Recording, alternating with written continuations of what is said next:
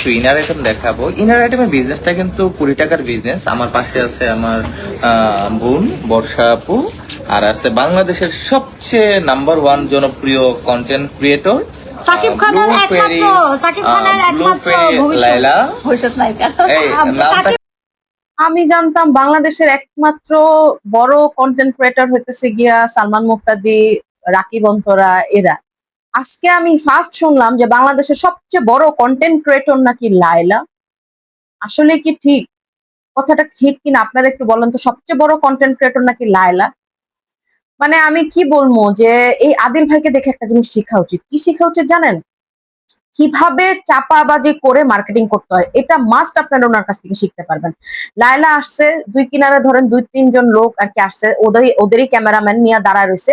সেখানে সে বলতেছে যমুনা ফিউচার পার্কে লায়লাকে দেখার জন্য লাখ লাখ মানুষ এসে গেছে।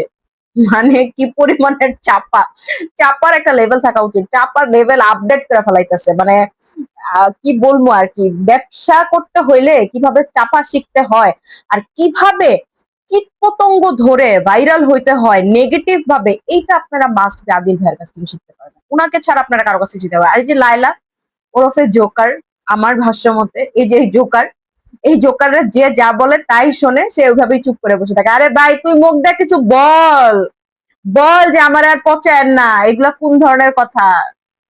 এগুলা করবে আর নিজেরাই পচবে। এখন আবার অনেকে এসে বলে আপনার সমস্যা কি, আপনার সমস্যা কি? ভাই আমার ভালো লাগে এন্টারটেনমেন্ট। যখন আমি দেখি তখন আমার দেখতেও ভালো লাগে। এন্টারটেনমেন্ট কোনো কিছু হইলে সেটা আমার মনের মধ্যে কি চলে সেটা আমার শেয়ার করতেও ভালো লাগে। এবার বুঝতে পারছেন আমার ভালো লাগে। আপনাদের ভালো লাগলে আপনারা ওটা কমেন্টস করে জানান।